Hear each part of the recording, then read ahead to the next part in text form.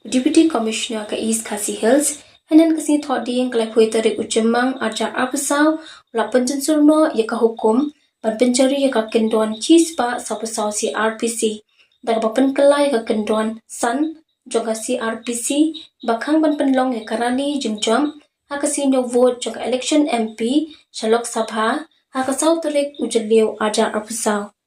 kani karai ka de ka balami hadian ka jingalang ha pedeng Deputy Commissioner Barkiseng san perthai ikertong berkesenjuk kinang sensar shnong kabri Ñiew terap.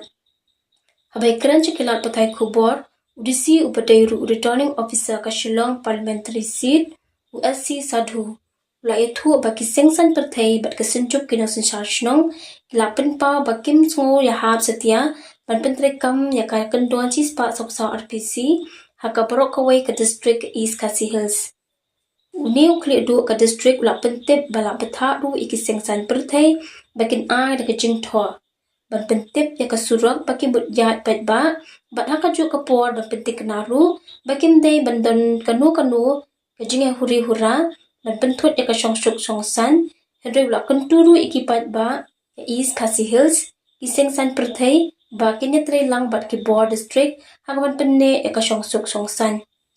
Habai keran cekilat patai kubor hadian ke jingalang nakaliang MLA ka VPP namulai ba bright server barbenyang ubala pentip baha ke jingalang Deputy Commissioner ula penpena bayak Kyndon cispa sopsau si Crpc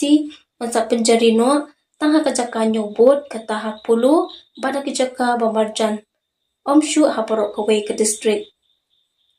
kumjuru unong yalam ke NPP u Dr. Don War ula pentip bajan baro kiseng san perthai genthop kinong mikmat ya ki kertong shimet ki balak pensngau haudisi ubadairu returning officer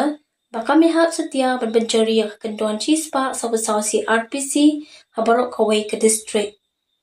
Hakane ka Sngi baro kiseng san perthai genthop ka National People Party, Voice of the People Party, United Democratic Party, Congress bat ki kertong shimet kilakwan isyam benta hak kejelang ban padang satya ya kajing penjari Kyndon cispa sapasau si Crpc hak Ñiew vote da udisi ke East Khasi Hills District.